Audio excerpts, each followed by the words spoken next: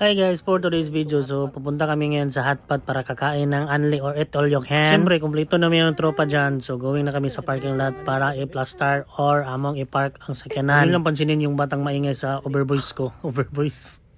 Maingay kasi yung baby ko na si Evian kasi gusto niya sumali sa voice over ko. Yun pala, voice over. Ang Hotpot and Barbecue pala ay isang Chinese restaurant. So makikita nyo dyan, magpapark na kami. So ipapark na ni GC ang kanyang pick up na GMC. So kami dyan, pasahero ako, nandyan ako sa harap. So ayan, makikita nyo yan, inaatras-atras na yung sasakyan. Pagkatapos dumating naman silang Brian, yung sasakyan nila na Chevrolet. Nami karon sa Hotpot and Barbecue. Eat all you can eat. Morning. How are you? I'm good. I'm good. How's it going? Okay.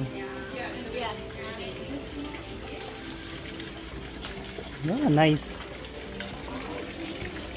Wala sila yung mga koi. Nice.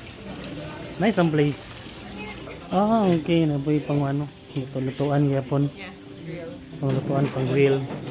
So ayun, nakapasok na kami sa restaurant. So in-entertain na kami ng waiter dyan. Saka namili na kami kung saan kami pwede mo pesto. So makita nyo sa lamesa dyan, meron na mga lutuan. So meron binigay sa amin na reseta. Reseta, hindi pala. Order yan kung anong orderin namin na drinks or ano ba yun, mga so ang pagkain namin pipiliin ay nandun sa kanilang lamesa, nakadesignated na. So dyan, pinalastar ko si Ibian. Ilagay ko ng maayos. Pasensya na kayo sa Tagalog ko kasi hindi ko marunong kayo masyadong magtagalog kasi Bisaya ako. Hahaha. Maglalaro na kami niyan. Kaya pala may barbecue dito. Ito may gulay na naman, pechay, noodles, may itlog. Ngayon, tosino ba? Oh, sausage, mga pansit sa bihon, soy fillet, black pepper stick.